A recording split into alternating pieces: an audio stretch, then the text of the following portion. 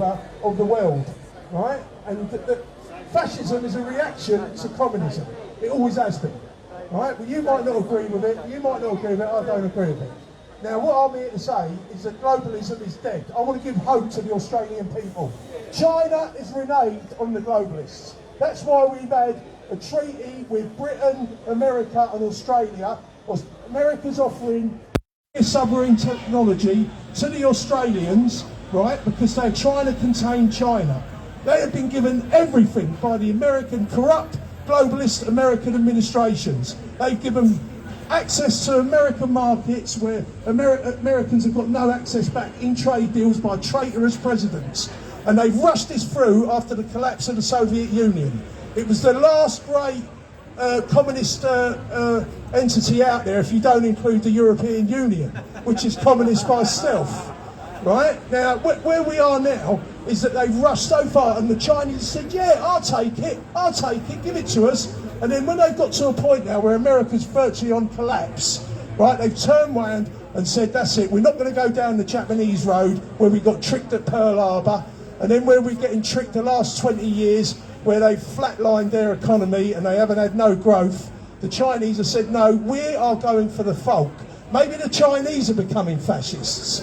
Maybe they're doing what Mussolini did, who was a communist and became a fascist, right? And they're pretending they're not going to go down. They've now allied themselves with the Russians, who have also, and they've got now an alliance with Iran, and they're creating another bloc. Globalism is dead. This is why they're coming down on the Australian people so hard. It's because they know their days are numbered, and there's weakness there, and we see it in our country with our police force.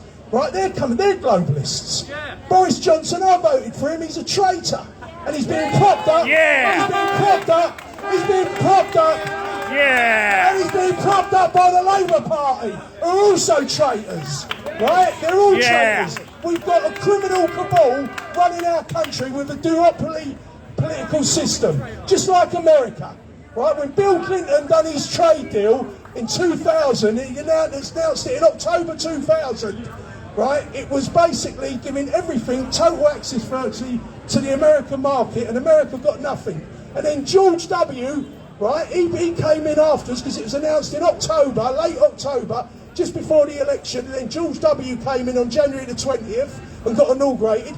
And a different political party, he validated that trade deal. So both sides of the political elite back in 2000 were corrupt, giving everything to China. And this is what we see now. What we got now, we got America not giving coal, reinforcements not selling coal to China, and they're getting power cuts. They're getting all sorts of things. They're trying to set China up, and there's a war coming. There is a war coming, and China's getting ready for it. And this is why we've had the alliance with America, Australia, and Great Britain. But these people that are creating this alliance are all globalists. The American government's globalist, the British government's globalist, and the Australian government's globalist. So we're in a bad place.